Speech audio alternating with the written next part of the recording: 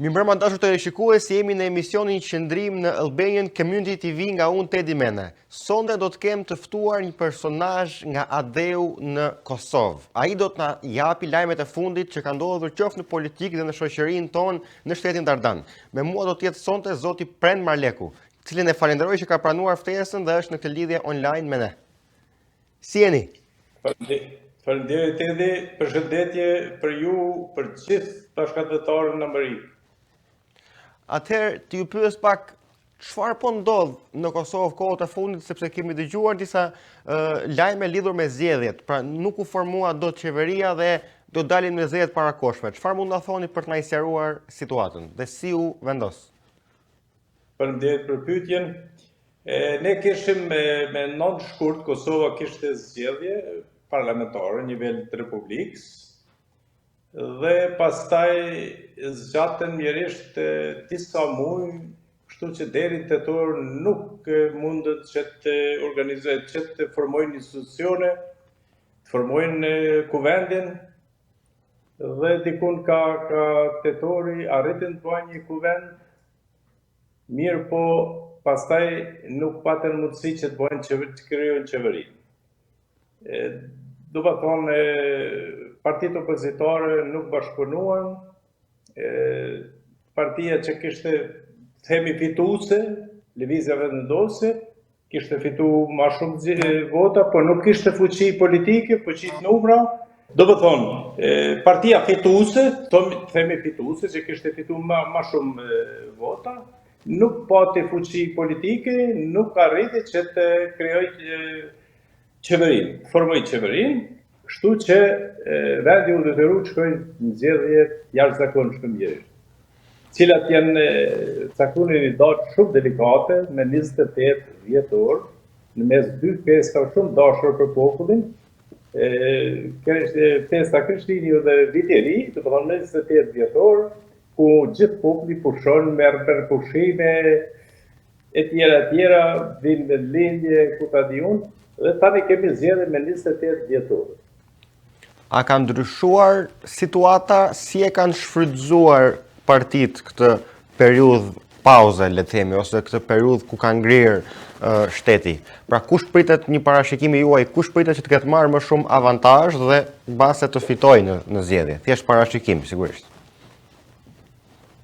Po Tedi, kjo është pak mos jetë që unë jam total apolitik dhe do të jemi kujdesshëm që mos të reflektohet kjo si një anim politik. Mirë po, ashtu si shifet situata, si ka rezultu, partia që pretendon që do të përpushtet ose VVV-ja që ka ma shumë, dhe është paraqit në opinion popull që opozitarë janë ata që nuk deshten që të formojnë institucione, kështu që karta tani duket që është në favor të Lëvizjeve Vendosje, se po të bashkëpunonin simas, gjithë një simas akterëve të Vendosje, po të bashkëpunonin opozita, do të mund të formohej qeveria, kështu që tani është një ashtu të themi një orientim që gjaja që pai ka mbet ashtu të themi, te opozita. Megjithse përgjegjës për formimin e institucioneve është partia cila del me rezultat më të madh. E ka përgjegjësinë e formimit të institucioneve. Po, duke patur edhe fuqinë më të madhe. Pra ky është edhe pretendimi i opozitës. T'ju pyes pak, pra si është atmosfera në popullin shqiptar të Kosovës për gjendjen që ka ndodhur? Pra, a ka një farë pakënaqësie? Sepse kjo është diçka që nuk i bën mirë një shteti, sidomos për një kohë kaq të gjatë që ka ndenjur në këtë krizën institucionale. Dhe tani duhet presim edhe ca ditë, edhe sa javë të tjera për të ardhur fundi.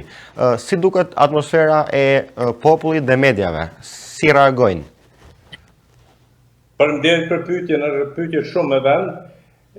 Populli është lodhë dhe stërlodhë, politika ka lodhë, do më thonë keshim tani me zgjedhjet e 28 nëntor, do të kemi 3 parë zgjedhje brenda një viti, do të thonë kishim me 9 shkurt, e cilat u prolonguan dhe nuk arritën të formojnë, do të thonë, po më duket hynëm edhe në librin e Genisit, Po, që i 50 përpjekje seanca parlamentare dhe nuk arritën që të formojnë kuvendin, parlamentin e Kosovës.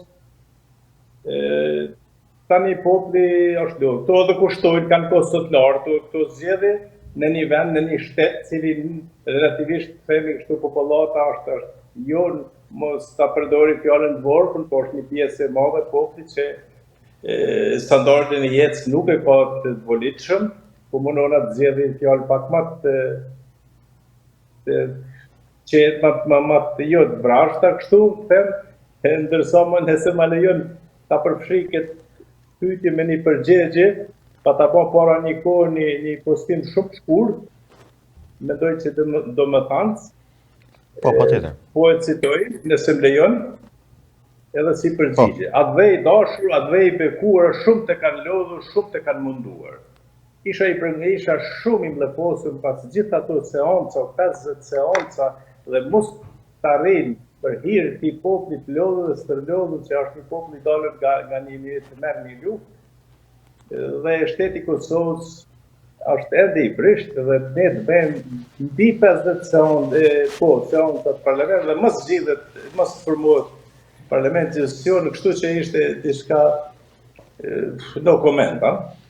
Po për zgjedhjet lokale, se siç ju thatë, kanë ndodhur 3 zgjedhje brenda një viti. Pra 2 janë zgjedhje kuvendore, pra një kuvendore e parë, tjetra kuvendore e parakohshme, dhe ndërkohë midis tyre të dyjave kanë ndodhur dhe zgjedhje lokale. Si ka qenë, çfarë mund ta thoni për zgjedhjet lokale, si kanë shkuar dhe cilat kanë qenë rezultatet?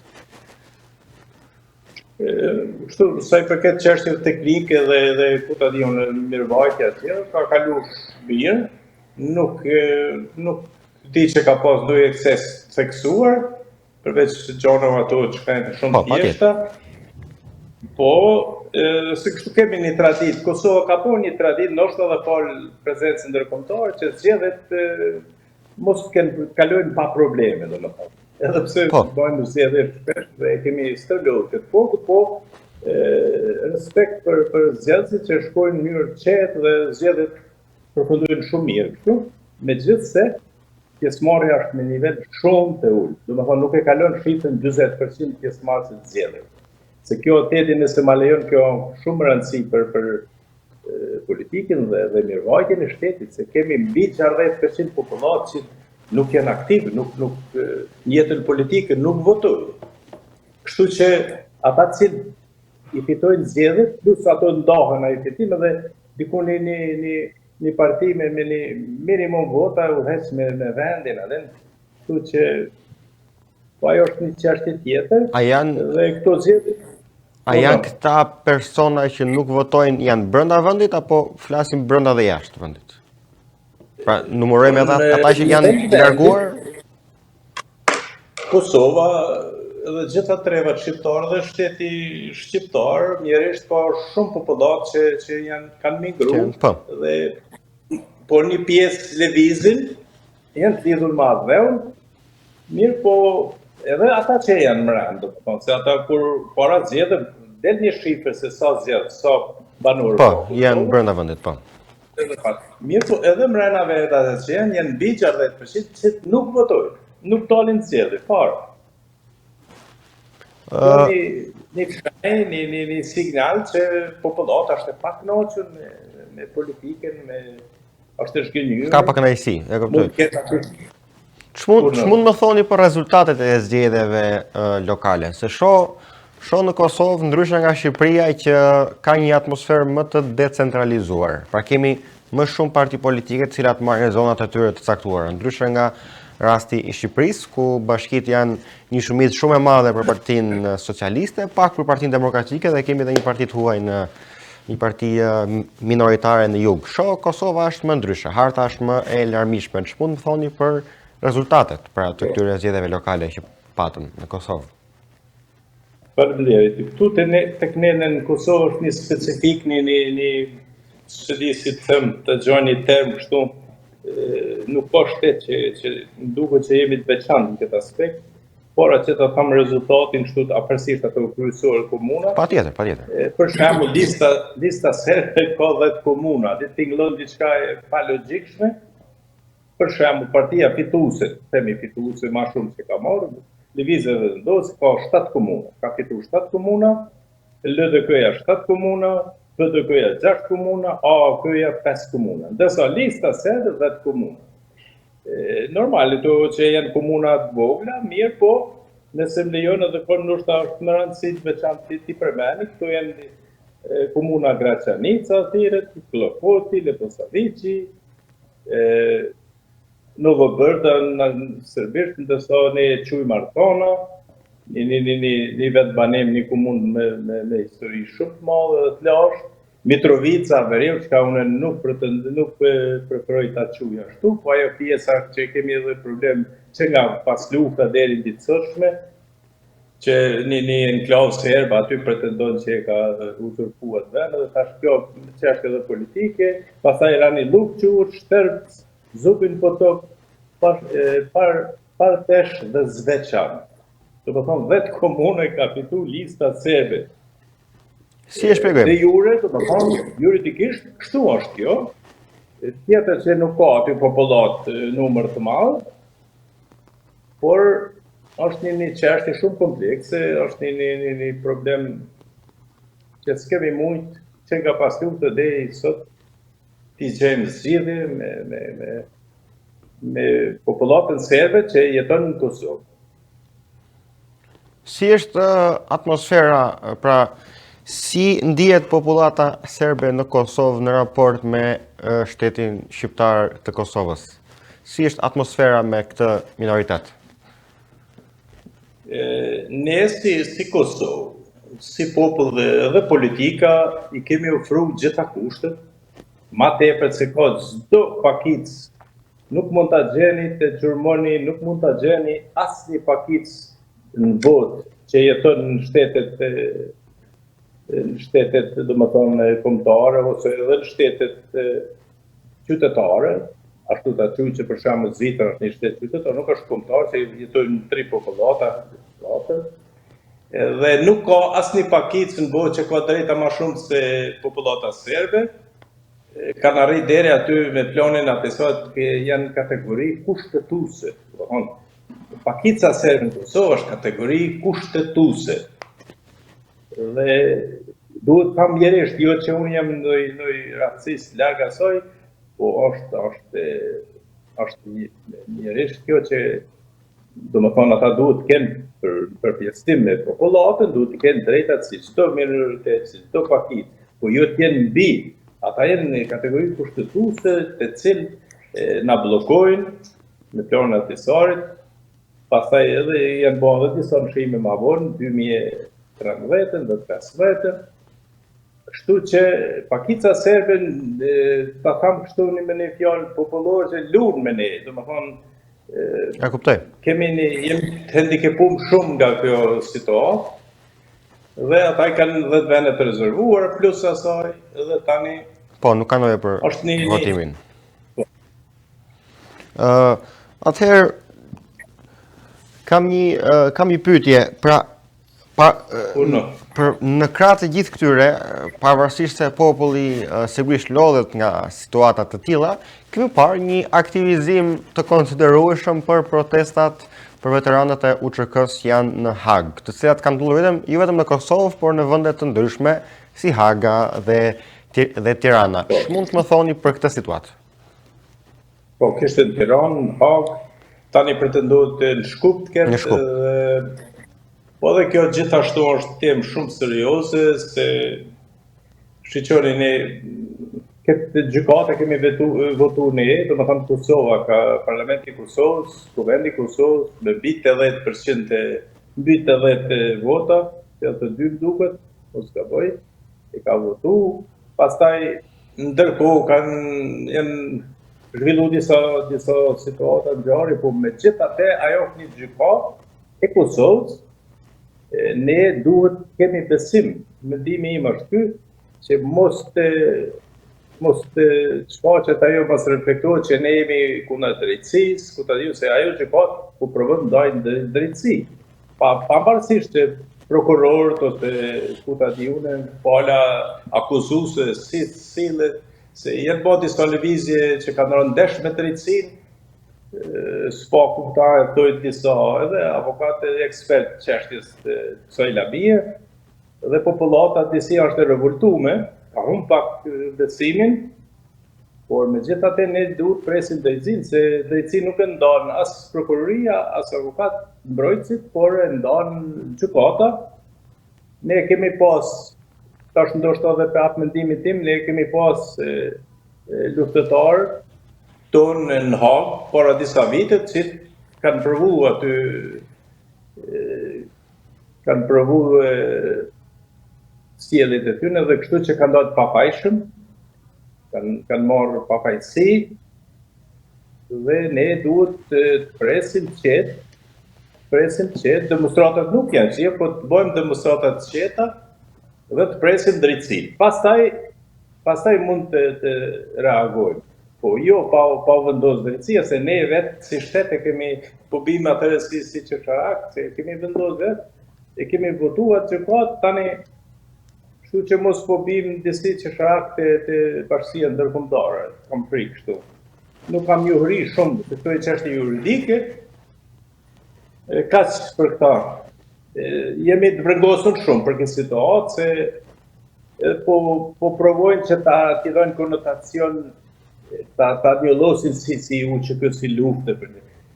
Ata janë individ, dikush mund të thotë që jo, ata ishin disa udhëhes luftës, po megjithatë kur shkon para drejtësisë, ti je një individ, edhe e mbron me fakte dhe pastaj shofi.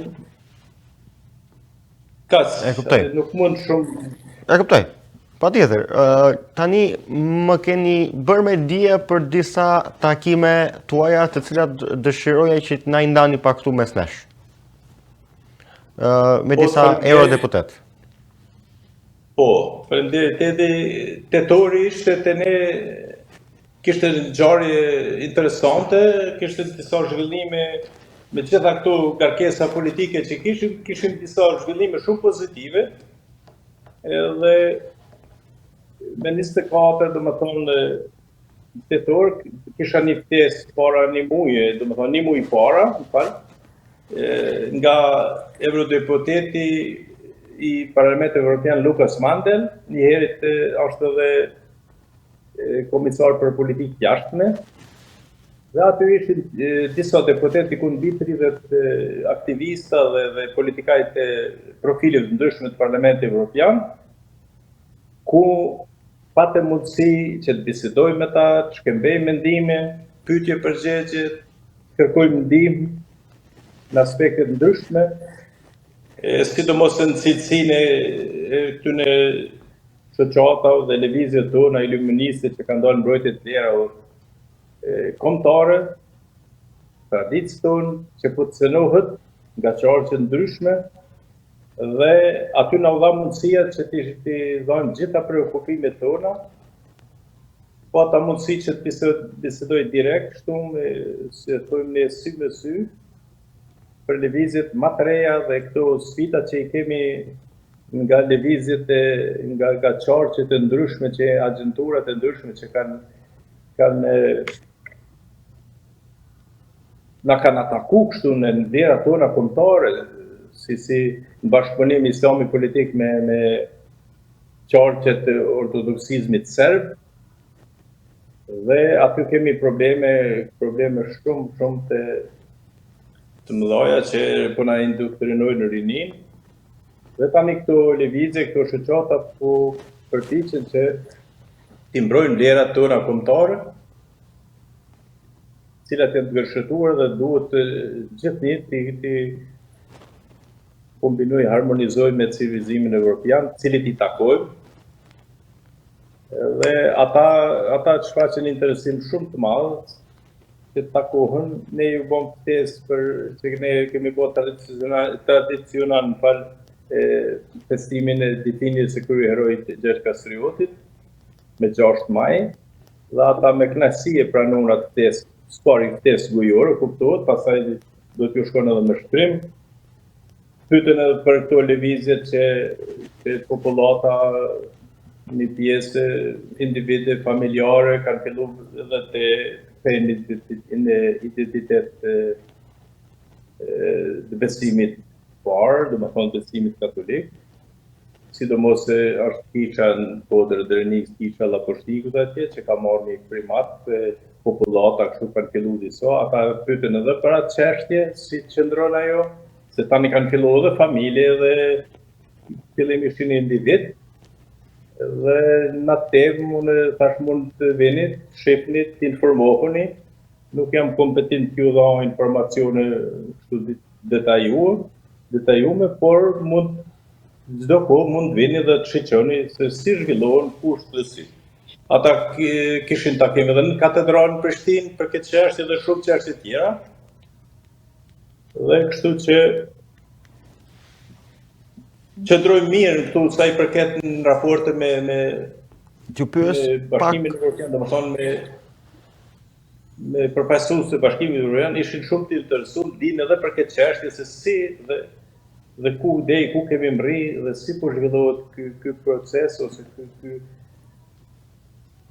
fenomen ta quaj ashtu që ka ndodhur këto 2 vite ka.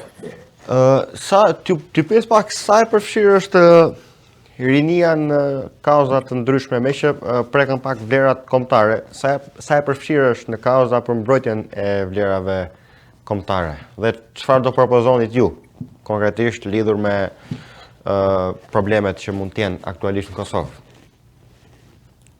Po të them drejtën Tedi, rinia, si të them, janë disa, është e hutume, ashtu të them pak se moderniteti, pekronisteni ka bot veten, të më thonë interneti, dhe kështu që interesimi që del në botën perëndimore, në botën e përparuar, pasi që po çalon gjithnjë politika, rinia është e interesuar më shumë dalë, dhe ne duhet edhe jemi përgjegjës shumë që t'ju bëjmë një vend atraktiv, se vendi jonë është shumë i pasur dhe t'ja bëjmë një vend atraktiv që rinijat që janë vetën edhe këtu. Kemi bo manifestime, përpiqemi që shpesh kemi elemente kulturore, për shembull me 19, do të thonë me 19 tetor, lëvizja e Çanit kishte 2 vjetorin e themelimit, ku secili ligjërues të prezent që ishin, apeloj që vlerat kombëtare duhet mbrohen dhe të avancohen dhe pastaj kishim me 26 tetor në kuadër të organizuar Shqiptaria, takim me juristat prominente të Kosovës dhe gjitha 3 shqiptare, ku mes tyre prezantuan edhe 2 profesorë të nderuar për Kadri Kuryeziu dhe Arsim Bajrami, që janë edhe hartues të Kushtetues Kosovës. Ndër tjera, zoti Kuryeziu që edhe të gjithë tjerët, por dul me një thonje që tha Islami ka dalë nga shtrati, ne kuptojnë që ka dalë nga kontrolla, Islami politik, dhe ajo bani buj, ajo paraqitje dhe mjerisht është realitet në një formë, dhe këto disi reflektohen jo mirë të rinia jonë, ne duhet kemi kujdes, po t'i merë shteti këto situata në dorë, po mekanizmat dhe shumë ale, do që shkollat jetë shkollë, policia, po, checks and balances t'jenë të ndara, po. Uno? E kuptoj, pa t'jenë të ndara nga njëra tjetra, mos përfshihen tek punët e njëra tjetrës, patjetër. Po, ne jemi shtet sekular dhe duhet shteti të ketë prioritetet e veta, detyrat e veta, ndërsa besimi ka vendet e vet, vendin e vet aty dhe kështu që mos i përzi këto gjëra. Po jemi ku jemi edhe mirë, po shpresojmë që pasi që populli është e ka pa, është vëdisu, populli është gjithë një vëdisu, po kur ki shumë halle dhe varfëria në të thonë situata jo mirë ekonomike, financiare, ta imponon. Kështu që i kemi këto sfida, po kemi shpresë që me vullnetin dhe angazhimin e shumë të veprimtarëve dhe patriotëve do ja dalim, kemi punë, kemi sfida të mëdha. T'ju bëj një pyetje të fundit. Ta përkutoj si pyetje me gjitha këtu që i tham janë të njohur, të informuar shumë mirë parlamentarët evropian, si ishin vi 32 persona aty, lamive të ndryshme, profile të ndryshme. Dhe tani kemi një farë kemi një lehtësim që kemi arrit instancat më të larta evropiane të njoftojmë me situatën tonë, cilën gjendemi si popull dhe si shtet i ri. Atëherë, të falenderoj për përgjigjen. Një pyetje të fundit, tepër të rëndësishme. Do ju pyes pak për statusin e shtetit shqiptar të Kosovës në arenën ndërkombëtare dhe marrëdhënien me Shqipërinë dhe me Amerikën, e po ashtu dhe me shtetet e tjera. Shohim që ka disa problematika. Ç'mund të na thoni diçka shumë shkurt, vetëm për këtë pozicionim ndërkombëtar të cilën Kosova po mban aktualisht. Diçka të përgjithshme patjetër. Shumë faleminderit, pyetje shumë e rëndësishme. Tedi jo si për ujë, se për ujë 3 ditë qëndron njeriu, 3-4 ditë, por sikur për ajrin kemi nevojë për një përfaqësim dinjitoz marrëdhënie ndërkombëtare.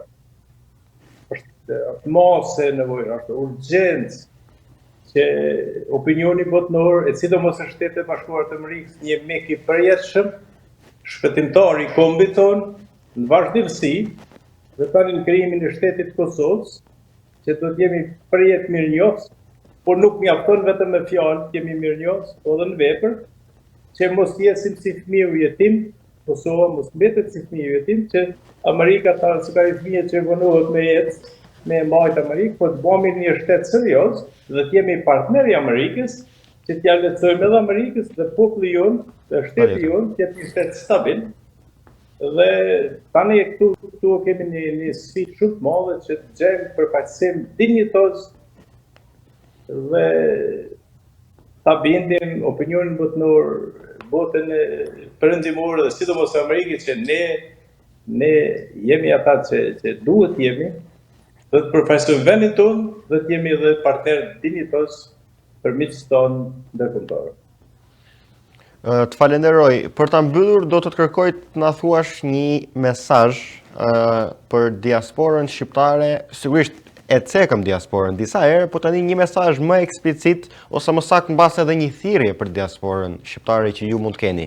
Qoftë për rinin që është në diasporë apo qoftë për ata që janë në një moshë më të pjekur. Faleminderit shumë. Një propozim Tedi, ta quajmë bashkëdhetarët, i quajmë mërgjimtarë. Diasporë e kemi diskutu këtë punë, unë do t'i quaj bashkëdhetarët tanë dhe mërgjimtarë, se shumica kanë dalë për halë dhe kanë mbetë tani atje. Ne duhet të lidhemi më shumë, ne duhet që bashkëdhetarët tanë, mërgjimtarët tanë, ku të qenë, po sa qërisht bashkëdhetarët në Amerikë janë zemra e atdheut, që kanë shpëtu atë dhe duhet ne ma tepër të bëjmë për ta, ato që ka ne kemi mundësi. Kemi ma të lidhur, kemi ma të koordinuar dhe një mirënjohje nga zemra për gjithë ata në vazhdimsi që kanë ndihmuar atë. Të falenderoj shumë për fjalët e bukura dhe mesazhin pozitiv që bët duke lidhur diasporën me ADEU-n, ashtu siç po e bëjmë dhe ne të dy sonte këtu bashk, pra një lidhje mes nesh që jemi këtu në Amerikë, në Michigan dhe jush, për të bërë lidhjen edhe e informacionit, sa lidhje informative mes mërgjimtarve, siç ram dakord që t'i quanim shqiptar në Amerikë dhe në mbar botën, dhe shqiptarve në shtetet am, në gardishullin ton ilirik. Keni ndonjë gjë të fundit për të shtuar? Jo, mund të them të falenderoj shumë që ju dha mundësia edhe popullit Kosovës nëpërmes mediumit juaj shumë të respektuar që të informohen, po ashtu dhe bashkëdhetarët, mërgjimtarët në Amerikë të informohen për rrjedhat në ADE dhe në trojtë shqiptare. Kështu që është një gjë shumë e bukur, falenderoj shumë për iniciativen dhe për këtë gjë që na keni mundësu që spaku për gjaret ma kryesore më të kemi koordinim dhe të kemi të informohemi për nga dora e parë. Të falenderoj shumë që ishit këtu me mua në këtë lidhje elektronike me mërgatën shqiptare. Të falenderoj shumë që pranuam ftesën dhe do vazhdojmë këtë bashkëpunim duke marrë lajmet më kryesore siç ju thatë për të informuar dhe mërgatën edhe shtetet anë për problemet dhe interesat ton reciprok që shqiptarët kanë qoftë aspekte kulturore dhe aspekte të ndryshme në mbar botën ku ata janë. Atëherë dhe një faleminderit që këtu me mua. Këtu kemi ardhur në fund të kësaj pjese të emisionit Qëndrim nga unë Tedi Mene për ACTV USA. Ju urojmë mbrëmjen e mirë gjithë shqiptarëve kudo ata janë. Faleminderit. Shumë faleminderit Tedi. Faleminderit dhe i përshëndet gjithë mërgëimtarët, bashkëzatorët këtu në Mërit. Faleminderit shumë.